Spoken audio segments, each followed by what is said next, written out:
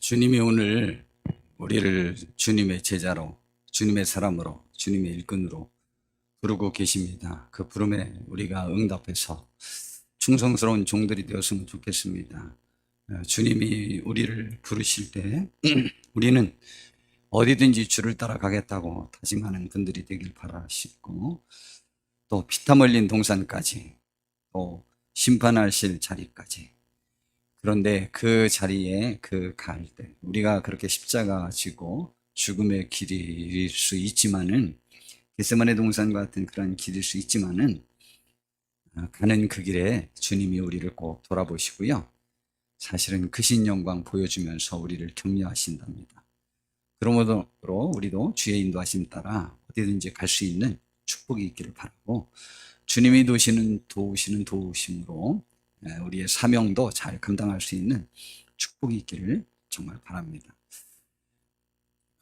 제가 설교 준비랄까요? 제목을 이미 벌써 앞으로 2주 더까지도 다 이미 준비가 되어 있었습니다.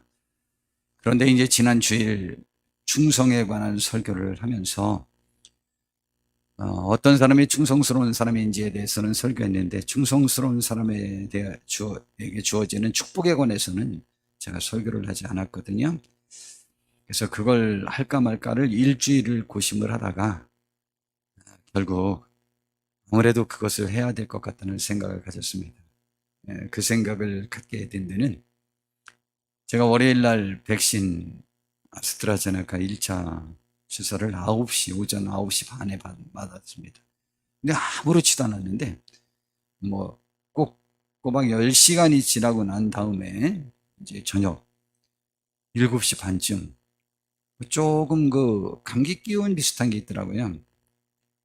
그런데 이제 8시 반 기도의 시간에는 조금 이제 힘들기 시작한 거예요. 그래서 제가 이제 이 밖에서 기도를 못하고 안에 들어가서 기도하는데, 그때 이제 이런 생각이 드는 거야.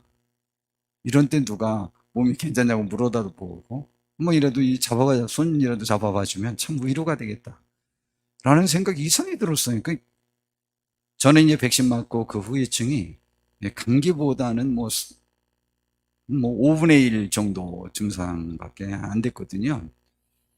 그랬는데도 그런 마음이 가져졌어요. 그러면서 하나님께, 주님께 충성된 사람의 그 자세 중에 가장 중요한 게 무엇일까라는 것을 생각해 보면서, 이 설교를 할까 말까 망설였는데 꼭 해야 되겠다 싶은 생각을 가졌습니다. 우리 오늘 이 시간 주님 앞에 오신 분들, 주님 앞에 충성하시는 분들 되시길 바라고, 충성하여 그분이 우리에게 주기로 약속한 예배된 그 축복에 동참하는 은혜가 있기를 정말 바랍니다. 충성된 사람의 특질과 충성된 자들에게 주어질 축복에 관해서 지난주에도 말씀을 드렸는데, 오늘은 이제 축복에도 이렇게 연관시켜서 좀 설교를 좀 해본다면, 오늘 본문인데요, 작은 일에도 충성해야 합니다. 그러면은요, 주인의 즐거움에 참여하게 됩니다. 주인의 즐거움. 성도 여러분, 주인의 즐거움이 무엇일 거라고 생각하십니까? 저는 이 설교 준비하면서 이제 이게 본문이기도 하니까 많이 생각이 되어졌는데, 주인의 즐거움, 예수님이죠. 승리자들이 들어오는 그 천국에서 누리는 그 축복을 말하는 것인데, 그리고 아니면 이 세상에서도 하나님의 축복이 있습니다. 그런데 그 주인의 즐거움에 참여할 수 있대요. 그런데 주님께서는 그때 표현을 어떻게 하셨느냐면, 잘하였다, 착하고 참 넌 충성된 사람이다. 착한 사람이나 충성된 사람이나 거의 비슷합니다. 여러분, 착하다, 정직하다, 신실하다, 충성되다, 아멘이다, 다 같은 말입니다. 같은 말인데요, 아주 제가 정말 우리 성도님들에게는 귀가 따가울 정도로 많이 말씀을 드렸어요. 충성은 정직이에요. 정직은 뭐냐? 나와 관계된 사람에 대하여 죽을 때까지 한 번도 그를 배신하지 않는 것. 그게 충성이에요. 그리고 충성은요, 진실은, 신실은, 정직은, 아멘은 뭐냐? 나와 관계된 사람의 유익을 위하여 소질관 마음 자세를 갖고 그 일을 위해서 힘써 노력하는 사람이에요. 그래도 충성은 원수를 사랑할 수 없으면 진정한 충성스러운 사람이 아니에요. 왜냐면은요, 지내다 보면은 내가 충분히 그에게 충성할 가치가 있어서 충성하다 보니까 중간에 그가 그럴 가치가 없어 보이거든요. 몇 가지 이유가 있는데, 첫 번째, 내가 변해서예요. 내가 충성하는 대상이 변해서가 아니에요. 내가 변해서 그래요. 나의 가치가 변해서 교만해져서, 혹은 뭐 여러 가지 이유가 있고 남이 나에게 험담을 해서 그 사람에 대해서, 그 사탄이 그렇게 한 거죠. 그렇게 해서 하와가 하나님 앞에 반기를 들잖아요. 아닌데, 그러므로 내가 변한 거예요. 내 입장, 내 감정, 그리고 상대방이 실제로 연약해질 수 있어요. 그러나 충성된 사람은 연약하면 더 감싸려고 하고, 그가 잘 되면 더 기뻐하면서 도와주고, 그렇게 되는 것이죠. 충성된 마음을 지니면 그것이 되는 거예요. 그래서 성경에는 심지가 곧은 사람은 평강의 평강으로 인도함을 받는 축복이 있다고 했어요. 그런데 그 마음을 갖는 사람은 그럼 손해도 보면서 삶을 사느냐? 그렇지 않아요. 평강의 평강으로 인도함을 받는. 그러면 다른 말로 바꾸면 삶 속에서 자기가 자기를 인정하면서 상황과는 상관없이 안정된 삶을 살 수 있는 축복을 누린다는 거예요. 그게 충성이에요. 그게 충성된 마음이에요. 충성은 원수라도 사랑할 때만 가능합니다. 자, 그런데 그 충성된 사람은요, 그 자기가 섬기는 대상이 나에게 적은 일을, 기분 나쁜 일이죠. 남에게 더 많이 맡기면. 어떤 사람들은 많이 맡기는 일은 굉장히 싫어하지만은요, 실제적으로 명예나 어떤 권한이나 월급 같은 거 많이 주면 굉장히 좋아하거든요. 그런데 좀 굳은 일, 보잘것없는 일을 맡는 것은 싫어해서 그렇지 많이 맡기는 게 싫은 건 아니에요. 그런데요, 주님의 표현은 아주 분명해요. 분명히 볼 때 그것은 보잘것없는 적은 일인데, 그것을 나를 사랑하는 마음으로 그것을 소홀히 여기지 않고 열심히 최선을 다한 사람, 그 사람에게는 많은 것을 내가 맡겨주는 축복을 주시는 거죠. 충성된 자에게 주어지는 축복입니다. 근데 전제가 앞에 적은 일이라는 거였다는 거, 그게 참, 그 전제가 참 마음에 들지 않아요? 자, 그리고 최후에는 내 주인의 즐거움에, 천국의 그 즐거움에 참여하게 될 것입니다. 우리가 충성스러운 분들이 되시길 바라고, 주님 만나기 전까지 많은 일도 맡을 수 있는 축복이 있기를 바라고, 많은 일을 맡는다는 것은 나를 찾는 사람이 많아진다는 거죠. 그리고 최후에는 주인의 즐거움에 동참하는 우리 모두가 되기를 바랍니다. 충성된 사람은 또 어떤 사람이냐? 나의 현재 모든 일에도, 불의한 일에도, 남의 것에도 충성스러운 모습이 있어야만 합니다. 그러면 참된 일도 맡을 수 있습니다. 제가 계속 강조하는 거죠. 원수라도. 그렇죠? 원수가 왜 원수가 됐을까? 교활하고 악하니까. 그런데 그에게도 충성하여야만 합니다. 성경은 그랬잖아요. 원수를 사랑하라. 정말입니다. 이 원수를 사랑할 수 없는 사람은 충성스러운 사람 아니에요. 상대방도 잘못이겠지만 나도 교활한 사람이에요. 원수가 아닌 사람만 사랑하는 것은, 훌륭한 사람만 사랑하는 것은, 그것은요, 그리스도의 제자가 아니에요. 그냥 세상의 제자예요. 사탄의 제자예요. 세상은 우리에게 항상 그렇게 말하거든요. 그렇기 때문에 우리는 원수라도 사랑해야 해요. 주님은 이런 말씀을 주셨어요. 누가복음 16장 10절부터 해보니까, 지극히 작은 것에 충성된 자는 큰 것에도 충성되고, 지극히 작은 것에 불의한 자는 큰 것에도 불의하다. 작은 일은 소홀히 처리하고 큰 일만 잘하는 사람은, 그 사람은 큰 것도 사실은 불의하게 처리한다. 어느 정도 줘야 가장 크죠? 어느 정도 예뻐야 만족할 수 있습니까? 연예인들 얼마나 예쁩니까? 근데 매번 시기 질투로 자살하잖아요. 백설공주 봐요. 세계에서, 백설공주 시어머니, 그 새엄마, 그 왕비님 세계에서 제일 예쁘다가 2등으로 떨어졌더니 백설공주 죽이려고 하잖아요. 여러분, 이게 정말 우스운 일인데요. 어느 정도 받아야 우리가 큰 것을 받죠? 끝이 없습니다, 그거는. 그러니까 이건 말이 되지 않는 거예요. 그러니까 지금 현재 나의 것에 최선을 다하는 거예요. 그래서 작은 것에 불의한 자는 큰 것에 불의하고, 작은 것에 충성된 자는 큰 것에도 충성되죠. 그뿐만이 아니고 이런 부분을, 너희가 만일 불의한 재물에도 충성하지 않냐면, 재물이 어쩌면 불의할 수 있는데, 그러나 그 불의한 재물에도 충성하지 아니하면 누가 참된 것으로 너희에게 맡기겠느냐. 그러니까 우리는 불의한 일이라고 판단된 것이라도 그 부분에 신실해야 된다는 거죠. 그리고 너희가 만일 그걸 또 뭐라고 표현하냐면, 남의 것에 충성하지 아니하면 내 일에만 충성합니까? 남의 것은 소홀합니까? 그러면 누가 너희의 것을 너희에게 주겠느냐? 안 한다는 거죠. 여러분, 이 의식을 잘 갖고 계셔야만 합니다. 그것이 그리스도인입니다. 그것이 주님의 제자입니다. 그러면 많은 것을 맡을 수 있다는 거죠. 저희 아버님이 이런 말씀을 하셨어요. 저희 교회에서는 제가 자주 예화를 든 거죠. 저 어렸을 때, 사연아, 어떤 친구가 진정한 친구냐? 라는 말씀을 주셨어요. 그러면서 옛날에 어떤 아버지가 아들에게 물어봤다는 거죠. 너는 친구가 얼마나 많냐? 그랬더니 엄청 많이 말하다는 거죠. 그러냐? 그럼 한번 너에게 진정한 친구가 있나 한번 알아보도록 하자. 그리고 밤에 돼지를, 자기 집에서 키우던 돼지를 잡으라고 그랬어요.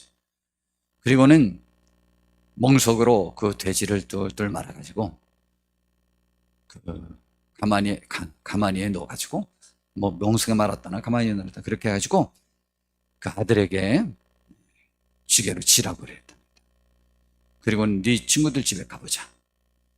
그래서 친구들 집을 한 명씩 그 밤에 가서 다 두드려서 물어본 거예요. 내가 어쩌다가 사람을 죽였네. 이걸 좀 감춰줄 수 있겠나? 같이 나를 좀 도와줄 수 있겠나? 라고 말하라고 했어요. 근데 10집인가 20집을 갔는데 한 명도 그 일은 같이 할 수 없다고 했다는 것입니다. 그랬는데, 그러냐? 더 갈 집 없냐? 그럼 내 친구한테 한번 가보자. 난 한 명의 친구가 있다. 친구의 문을 두드렸어요. 내 아들이 사람을 죽였네. 오늘 이것 좀 처리하면서 나를 좀 도와줘야 되겠네. 라고 했더니 얼른 들어오라고 하면서 어떻게 해서 그런 일이 있었냐면서 그것을 지금 해결하려고 노력하더라는 것이죠. 그래서 그 멍석을 풀어놓고, 이제는 우리 이러한 사연이 있어서 갖고 왔네. 우리 돼지 잡아서 우리 잔치나 좀 벌이세요. 라고 했다는 것이죠. 진정한 친구가 무엇이냐? 상대방이 불의한 일로 공경에 처했을 때도 함께하는 것이죠. 예수님께서 이 세상에서 병들고 나그네 되었고 감옥에 갇혔을 때 찾아와 준 사람에 관해서 진정으로 나를 보살펴 준 사람이라고 주님이 말씀하셨잖아요. 여러분, 우리는 충성이 무엇인지에 관해서 잘 이해하셔서 하셔야만 합니다. 다시 또 말씀드릴까요? 원수도 사랑하여야만 합니다. 약할 때도 잘 될 때도. 잘 되면 떠나는 사람이 있습니다. 내가 이제 도와줄 필요 없지 않느냐, 혹은 시기 질투로. 또 안 되면 떠나는 사람이 있습니다. 이제 얻을 게 없겠구나라는 생각. 그러나 충성된 사람은요, 잘 되면 기뻐해서 같이 하고요, 안 되면은 내가 보호막을 치고 싶은 마음을 가져서라도 함께 합니다. 그게 사랑이요, 그게 충성인 것이죠. 주님이 마태복음 15장 13절에서 14절에 진정한 친구가 누구냐, 진정한 사랑이 무엇이냐라는 표현을 썼는데, 사람의 친구를 위해 자기 목숨을 버리면 이보다 더 큰 사랑이 없나니 친구를 위해서 대신 죽어주는 사랑이 제일 큰 사랑이다. 아들을 위해서 죽는 사람이 있죠. 저도 아들을 위해서는 죽을 수 있다니까요. 근데 아내를 위해서도 죽을 수 있어요. 근데 이게 혈기는 살아있더라고, 그래도. 자, 그것도 죽어야 되는데. 자, 그 다음에, 그러면서 너희는 내가 명하는 대로 행하면 곧 나의 친구라. 주님이 명하는 건 뭐예요? 작은 일에 충성하고 작은 자들을 무시하지 말고 그들을 섬기다 죽으라는 거죠. 내가 한 것처럼. 그럼 너희는 나의 친구다. 요한복음 21장 17절에서 18절에 디베레 바다에서 고기잡이 하던 그 베드로를 부활 후에 만나신 배신자죠. 배신자 그 베드로를 만난 다음에 3번을 내가 나를 사랑하느냐고 질문하죠.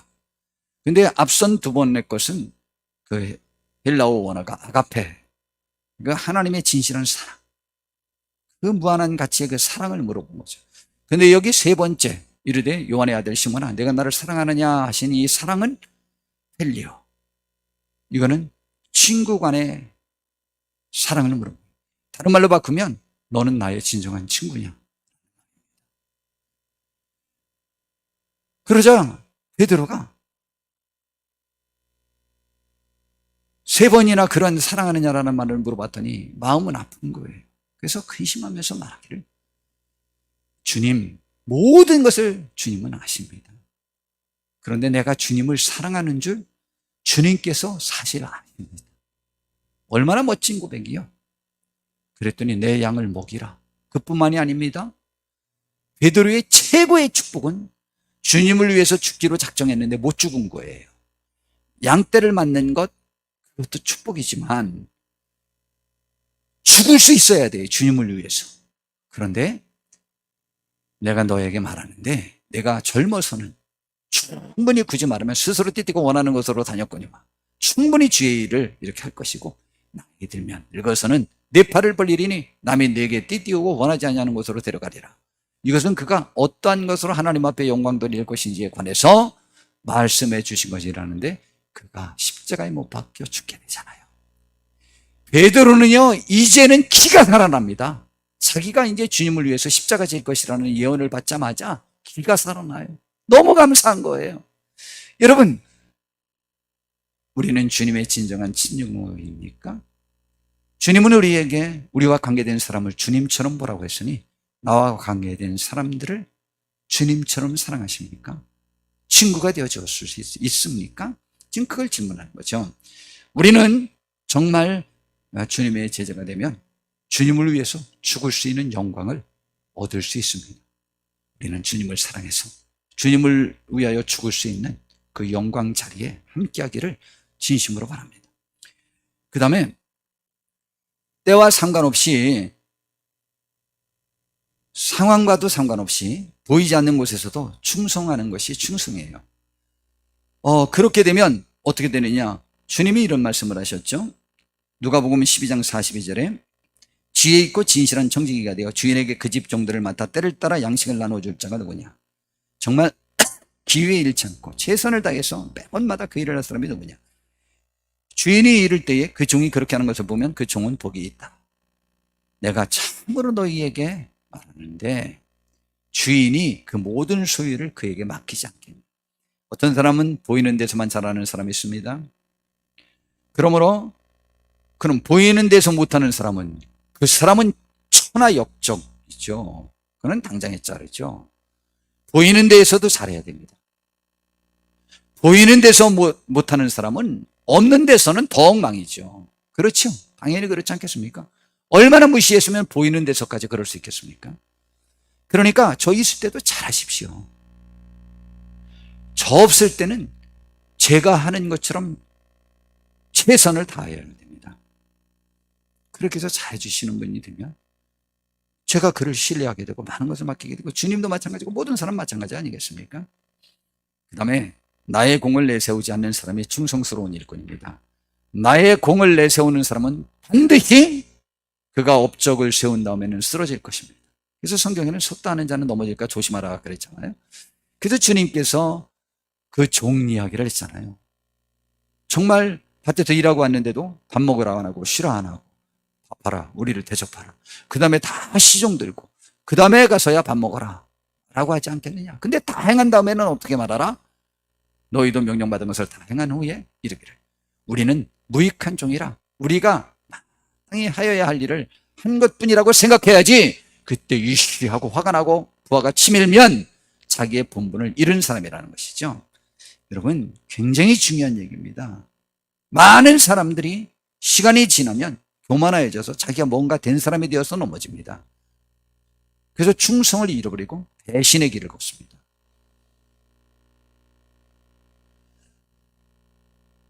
우리 모두 주님께 충성스러운 종들이 됩시다. 죽도록 충성해야만 합니다. 충성은 어떻게 해야 되느냐? 어느 정도까지 해야 되느냐? 죽도록 충성해야 합니다. 목숨을 버려서라도 주님의 뜻을 이루어야 합니다.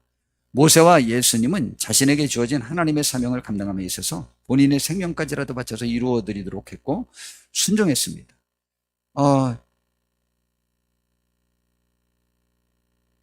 하나님께서 금송아지를 만든 이스라엘 백성들 다 죽이려고 했을 때 그들을 진멸하고 너를 큰 나라가 되게 하리라고 출애굽기 32장 10절에 말했습니다. 근데 모세는 그 다음에 하나님께 가서 말씀드리기를 그들의 죄를 사하시옵소서. 그렇지 아니하시면 원하건대 주께서 거룩하신 책에서 내 이름을 지워버리소서. 모세의 생명과 천국과 그 백성을 바꾸고자 하는 거예요. 그래서 모세를 사용한 거예요. 이 모세는요, 하나님의 뜻이 그거라는 것도 알고 있고 자신의 목적도 그것과 하나님과 부합된 거예요. 그래서 충성된 사람이에요. 하나님의 뜻이 우리의 뜻이 되기를 진심으로 바랍니다. 그것은 뭐냐? 나와 관계된 사람들을 잃지 않고 그들을 천국으로 인도하는 데에 나의 삶을 온전히 바치는 거예요. 주님께서는 빌립보서 2장 8절에 이 세상에 오셔서 그분이 사역한 모든 것에 관해서 뭐라고 표현하느냐? 사람의 모양으로 그분이 나타나서 자기를 낮추시기도 했고 겸손했죠. 죽기까지 복종하셨으니 죽는 데까지더라도 죽음에 이르는 길에라도 복종하셔서 그 십자가에 죽었어요. 그러니까 충성은 죽도록 충성하는 거예요. 그리고요, 겸손하게 작은 일, 작은 자에게도 충성하는 분들이 되어야만 합니다. 그러면 주인의 즐거움에 참여하는 자들이 될 겁니다. 오늘 본문을 다시 한번 볼까요? 그 주인이 이르되 잘하였도다 착하고 충성된 종아, 내가 적은 일에 충성하였음에 많은 것을 내게 맡기리니 내 주인의 즐거움에 참여할지어다 라고 말씀하셨습니다. 제가 사실은 지금의 이 말씀을 좀 드리고 싶어서 오늘 충성된 자들에게 주어지는 축복 혹은 충성이란 무엇인가에 관해서 다시 한번 똑같은 말씀 같지만 생각해보고, 우리 인터넷에 많이 이렇게 떠돌아서 익히 알고 계신 분들도 있으실 거예요. 어느 초등학교 교사의 눈물이라는 글입니다. K라는 초등학교 여교사가 있었습니다. 개학날 담임을 맡은 5학년 반 아이들 앞에 선 그녀는 아이들에게 거짓말을 했습니다. 아이들을 보고 모두를 똑같이 사랑한다고 말했던 것이죠. 그러나 바로 교실 첫 줄에 구부정하니 앉아있는 작은 남자아이 철수가 있는 이상 그것은 불가능했습니다. 선생님은 그 전부터 철수를 지켜보며 철수가 다른 아이들과 잘 어울리지 않을 뿐만 아니라 옷도 단정하지 못하며 잘 씻지도 않는다는 걸 알게 되었습니다. 저에게 중학교 때 1학년 때 국어 선생님인 신갑희 선생님이라는 분이 계셨습니다. 우리 시골 우리 서재지인 우리 아운의 중학교, 제가 5회 졸업인데 신생 중학교에 서울서 내려온 선생님이십니다. 처녀 선생님이신데, 사연아, 너는 왜 그렇게 코를 흘리니? 아직도 그렇게 코를 흘리니? 제 앞에 오셔서 그분이 키가 크셨어요. 이렇게 쳐다보시면서 그런 표정으로 그 말씀을 하시던 그 생각이 납니다. 제가 코를 많이 흘립니다. 지금도 코를 많이 흘립니다. 때로는 철수를 보면 기분이 불쾌할 때도 있었지요. 끝내는 철수가 낸 시험지에 커다란 빵점을 써놓는 것이 즐겁기만 한 지경이 되었습니다. 선생님이 있던 학교에서는 담임 선생님이 아이들의 지난 생활 기록부를 다 보도록 되어 있었습니다. 그러나 그녀는 철수 것을 마지막으로 미뤄두었습니다. 그러다가 철수의 생활 기록부를 보고는 깜짝 놀랄 수밖에 없었습니다. 철수 1학년 담임 선생님은 잘 웃고 밝은 아이임, 일을 깔끔하게 잘 마무리하고 예절이 바름, 함께 있으면 즐거운 아이임. 2학년 담임 선생님은 반 친구들이 좋아하는 훌륭한 학생임, 어머니가 불치병을 앓고 있음, 가정 환경이 어려울 것으로 보임. 3학년 담임 선생님은 어머니 돌아가셔서 마음고생을 많이 함, 최선을 다하지만 아버지가 별로 관심이 없음, 어떤 조치가 없으면 가정생활이 학교생활에까지 영향력을 미칠 것임. 철수의 4학년 담임 선생님은 내성적이고 관심이 없음, 친구가 많지 않고 수업 시간에 잠을 자기도 함. 여기까지 읽은 선생님은 비로소 문제를 깨달았고 한없이 부끄러웠습니다. 반 아이들이 화려한 종이와 예쁜 리본으로 포장한 크리스마스 선물을 가져왔는데 철수의 선물만 식료품 봉투에 두꺼운 갈색 종이로 어설프게 포장되어 있는 것을 보고는 더욱 부끄러워졌습니다. 선생님은 애써 다른 선물을 제쳐두고 철수의 선물부터 포장을 뜯었습니다. 알이 몇 개 빠진 팔찌에 4분의 1만 차 있는 향수병이 나오자 아이들 몇 명이 웃음을 터뜨렸습니다. 그러나 그녀가 팔찌를 차면서 더욱 예쁘다고 감탄하고 향수를 손목에 조금 뿌리자 아이들의 웃음이 잦아들었습니다. 철수는 그날 방과 후에 남아서 이렇게 말했습니다. 선생님, 오늘 꼭 우리 엄마에게서 나던 향기가 났어요. 그녀는 아이들이 들어간 후 1시간을 울었다.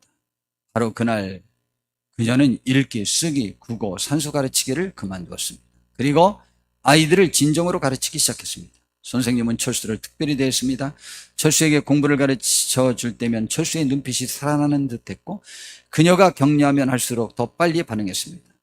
그의 말이 되자 철수는 반에서 가장 공부를 잘하는 아이가 되었고 모두를 똑같이 사랑하겠다는 거짓말에도 불구하고 가장 귀여워하는 학생이 되었습니다. 1년 후에 그녀는 교무실 문 아래에서 철수가 쓴 쪽지를 발견했습니다. 거기에는 그녀가 자기 평생 최고의 교회사였다라고 쓰여 있었습니다. 6년이 흘러 그녀는 철수에게서 또 쪽지를 받았습니다. 고교를 반 2등으로 졸업했다고 쓰여 있었고 아직도 그녀가 자기 평생 최고의 선생님인 것은 변함이 없다고 쓰여 있었습니다. 4학년이 또 흘러 또 한 통의 편지가 왔습니다. 이번에는 대학 졸업 후에 공부를 더 하기로 마음먹었다고 쓰여 있었습니다. 이번에도 그녀가 평생 최고의 선생님이었고 자신이 가장 좋아하는 선생님이라 쓰여 있었습니다. 하지만 이번에는 이름이 조금 더 길었습니다. 편지에는 닥터 박철수라고 사인이 되어 있었습니다. 이야기는 여기서 끝나지 않았습니다. 그의 봄에 또 한 통의 편지가 왔습니다. 철수는 여자를 만나 결혼하게 되었다고 합니다. 아버지는 몇 년 전에 돌아가셨으며 선생님에게 신랑의 어머니가 앉는 자리에 앉아줄 수 있는지를 물었습니다. 그녀는 기꺼이 좋다고 화답했습니다. 이게 실화인지 아닌지는 잘 모르겠습니다. 실화가 아닌 것 같은 건 그 선물을 크리스마스 선물로 그걸 받았다고 하니까 그럼 담임 선생님이 그 다음에 바로 바뀌지 않나요? 물론 뭐 이어지는 경우도 있는데 그런데 또 고등학교를 반에서 2등으로 졸업했다고 하니까 전교 1등이라고 안 하니까 또 실화 같기도 하고 뭐 그런데 만들었던 실화든 깊은 감동이 있지 않습니까? 예, 우리는 엄청 실수를 많이 합니다. 교육심리학에서 이러한 것이 있잖아요.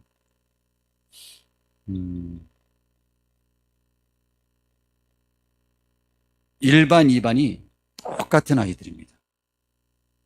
그런데 담임 선생님들에게 정보를 다르게 줍니다.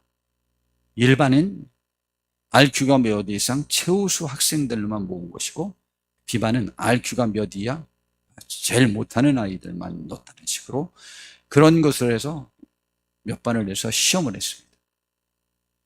근데 놀라운 사실인데요. 1년이 끝난 다음에 성적이 달라졌습니다.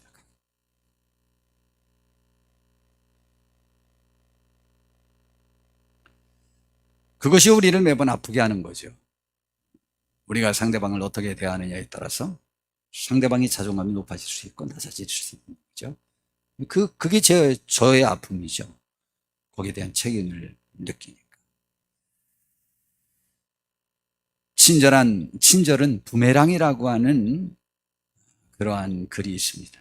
이건 실화입니다. 분명히 실화입니다. 이 사람은 학자요, 정치가요, 목사요, 목사님까지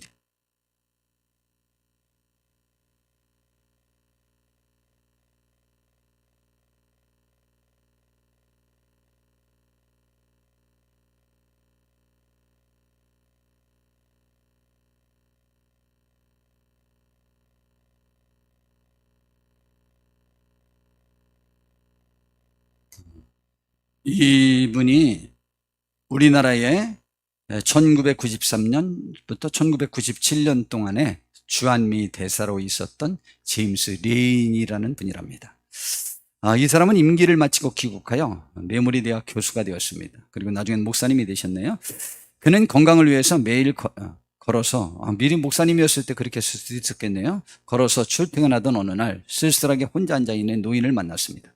레이니 교수는요, 노인에게 가까이 다정하게 인사를 나누고 말벗이 되어 주었고, 그 후 그는 시간이 날 때마다 외로워 보이는 노인을 찾아가 단지를 깎아주거나 커피를 함께 마시면서 2년여 동안 교제를 나누었습니다. 그러던 어느 날 출근길에서 2년이 지난 다음에 노인을 만나지 못하자 그는 노인의 집을 방문하였고, 노인이 전날 돌아가셨다는 것을 알게 되었습니다.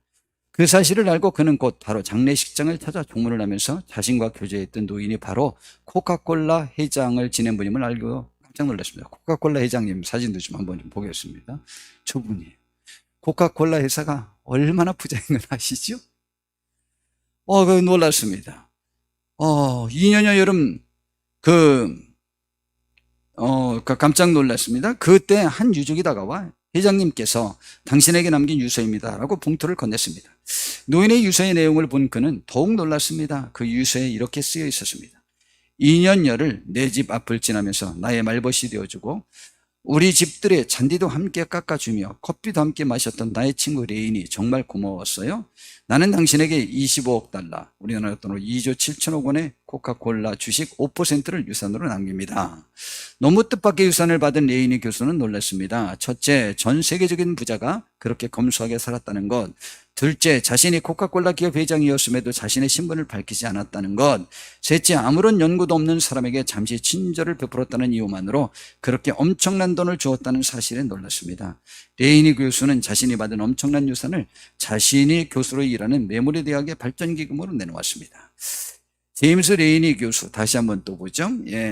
노인에게 베푼 따뜻한 마음으로 엄청난 부가 굴러들어왔지만 그는 그 부에 도취되지 않고 오히려 그 부를 학생과 학교를 위한 기금으로 내놓았을 때 그에게는 메모리 대학의 총장이라는 명예가 주어졌습니다. 이것은 전설 같은 얘기지만 겨우 몇십 년 전에 일어난 실제의 이야기이며 주한미국 대사를 역임한 인물이 겪은 꿈 같은 실화라 더욱 실감이 납니다. 작은 친절, 작은 배려, 작은 도움 하나가 사회를 윤택하게 하고 서로 간의 우유와 신뢰를 돈득하게 한다는 사실을 우리는 결코 잊어서는 안 됩니다. 그러면서 이거 올린 목사님이 서로 친절하게 하며 불쌍히 여기며 서로 용서하기를 하나님이 그리스도 안에서 너희를 용서하신 것 같이 하라라는 성경 말씀, 에베소서 4장 32절 말씀도 올렸네요. 저분이 아마 목사님이신 분으로서 주한미 대사도 되신 것 같기는 합니다. 여러분 어떻게 생각하십니까? 작은 친절, 지극히 작은 자를 무시하지 않는 것, 그리스도의 제자의 어쩌면 첫 번째 요구되는 상인 것 같습니다. 하나님께 순종하기 위해서죠.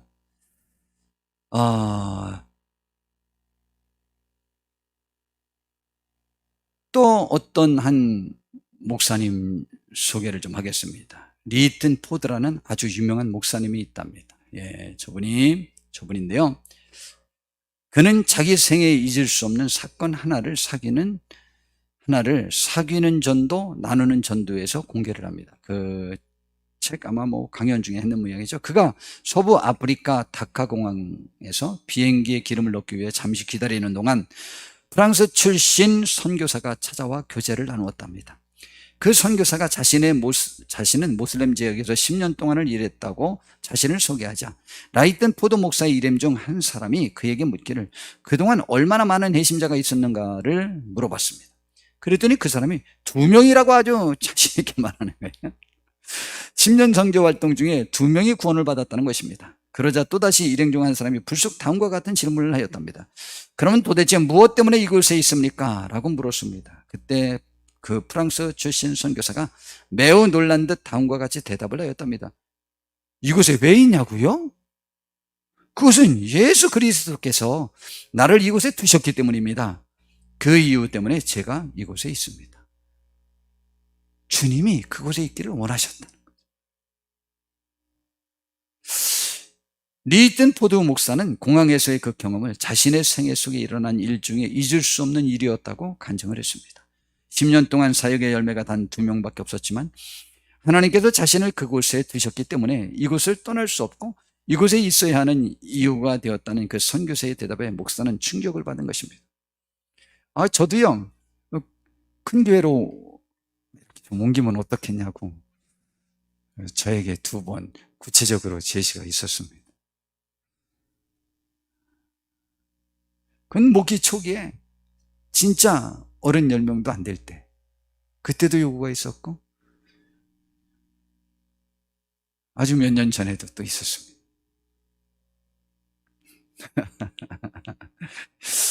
저는 목회제를 옮기는 것도 주님의 뜻일 수 있다고도 생각합니다. 그러나 저에게는 주님이 그 말씀을 주시지 않았거니와 저는 평생 주시지 않을 것이라고 생각하고 그냥 우리 교회가 어때서 좀 뭐가 어때서 옮기죠? 어떤 걸 얻기 위해서 옮기죠? 목회가 무엇이고 주의 종의 길이 무엇인데, 그것은 조금의 고려의 상황이 되지 않는 것이었습니다. 주님은 우리에게 말씀을 주셨어요. 마태복음 18장에, 이제 마태복음 17장은 베드로가 자기의 신앙을 고백하고 칭찬을 받고 그러고 난다. 이제 제자들 간에 누가 크냐라고 하는 문제가 매번마다 대두되는 문제였습니다. 누가 더 잘났냐라는 것이죠. 누가 더 상급이 크겠냐? 누가 더 많은 일을 맡을 수 있겠냐? 누가 예수님께로부터 신임을 받았느냐? 뭐 이런 얘기죠. 그때 누가 크냐고 물어봤는데, 특별히 천국에서 누가 크냐고 물어봤습니다.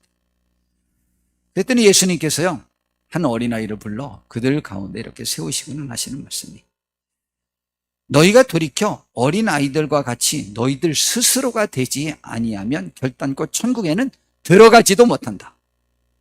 어린아이라고 하는 것은 겸손이라고 하는 부분을 지금 주님이 생각하면서 어린아이를 예를 드는 거예요. 너희가 겸손하지 않으면 천국에서 누가 크냐 뭐 이런 건 얘기할 필요도 없이 아예 들어가지도 못한다. 그러므로 이 어린아이와 같이 자기를 낮추는 사람이 천국에서 큰 자니라. 그런데요, 사람이 어떤 공을 세우고 난다면 교만해져서 자기도 넘어지고 자기가 세운 나라를 뒤엎기도 합니다. 자기도 넘어지고 자기가 세운 교회를 뒤엎기도 합니다. 자기만 넘어지는 것이 아니고 자기가 그 사장님과 함께 했던 기업을 분열시키기도 합니다. 교만하면 그렇습니다. 자기가 뭔가 됐다 생각하면 그렇습니다. 그렇기 때문에 자기를 낮추는 사람이 천국에서 큰 사람이에요. 하나님이 찾는 사람이에요. 또 누구든지 자기를 낮추고 또 어떻게 되냐, 자기를 낮춘 사람의 특질은 뭐냐, 내 이름으로 이런 어린아이 하나를 영접하는 사람이에요. 그 사람이 주님을 영접하는 거예요. 여러분, 주님이 나타나는데 영접하지 않을 사람이 세상에 한 명이라도 있을까요? 부처님도 주님 영접할 거요.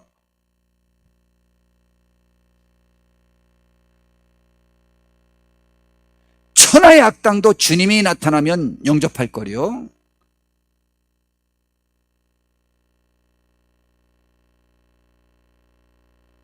누가 주님인 줄 모르니까. 지금 어린아이가 주님인 줄은 모르는 거죠. 그러니까 교회에서나 나라에서나 직장에서 회장님이, 대통령이 제가 보는 앞에서는 어린아이에게도 잘하는 거죠. 보잘것없는 사람에게도 잘하는 거죠. 그러나 내가 없을 때는 태도가 달라지잖아요. 그러면 안 되는 겁니다. 그가 바로 예수님입니다. 예수님은 나와 관계된 모든 사람이 다 예수님이에요. 제일 첫 번째가 누구라고요? 배우자, 자녀, 부모, 형제, 자매. 이게 첫 번째예요. 그들이 예수님이에요. 그리고 삶 속에서 나에게 접하는 모든 사람이 다 예수님이에요. 그러나 특별히 내가 무시해도 나에게 조금도 항변할 수 없고 나에게 피해의 영향력을 조금도 미칠 수 없는 대상, 내가 그를 죽이는 한이 있어도 나에게 전혀 영향력이 없는 사람, 그 사람이 어린아이, 지극히 작은 자, 그런 거예요. 그럼 우리가 큰 사람은 그 사람을 건드렸다가는 나의 삶이 망가지겠다, 그래서 쩔쩔매는 것, 그건 섬김이 아니에요. 그도 섬겨야 되지만 진정한 것은 모두를 다 섬겨야 해요. 주님의 이 말씀 참 너무 좋지 않아요? 이 말씀을 전하고 싶어서. 이 충성이 뭔지를 우리가 잘 모르는 것 같아요. 주님께 충성, 이게 뭔지를 모르는 것 같아요, 우리가.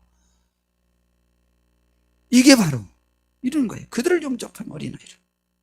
누구든지 나를 믿는 이 작은 자 하나를 상처받게 하면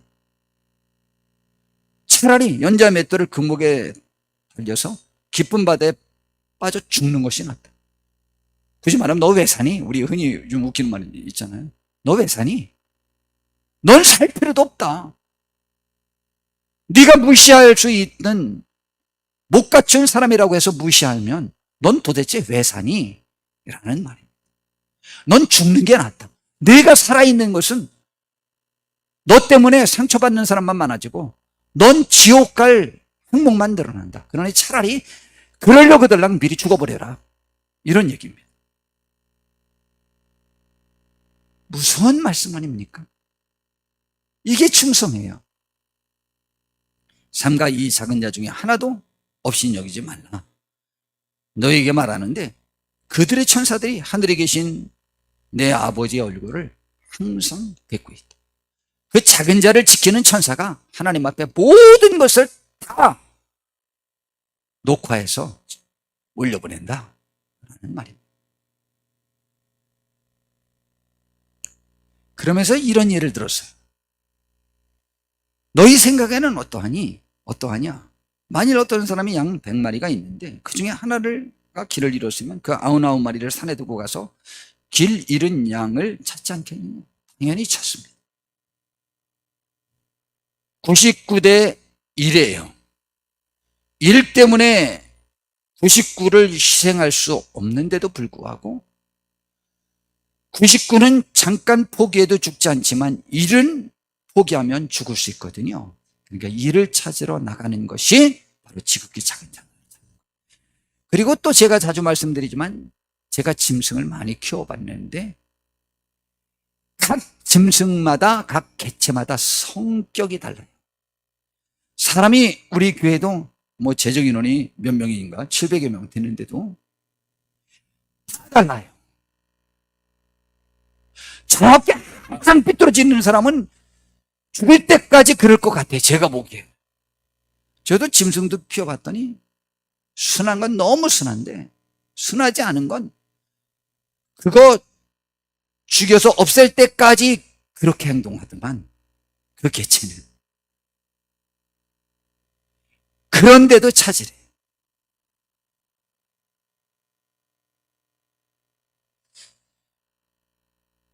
만일 찾으면 13절에 보니까 길을 잃지 아니한 99마리보다 이것을 더 기뻐하리라. 99마리가 귀중하지 않다는 것 아니에요. 그때 기쁨을 말하는 거예요. 이와 같이 이 작은 자 중 하나라도 잃는 것은 하늘에 계신 너희 아버지의 뜻이 아니다. 우리 찾으러 나가자. 이것이 사랑이에요. 끊임없이 나와 관계되는 사람을 포기하지 않는 것이 사랑이고 주님의 뜻이에요. 그 사람이 천국에서 가장 큰 자가 되고 주와 함께 해같이 영원토록 빛날 것입니다.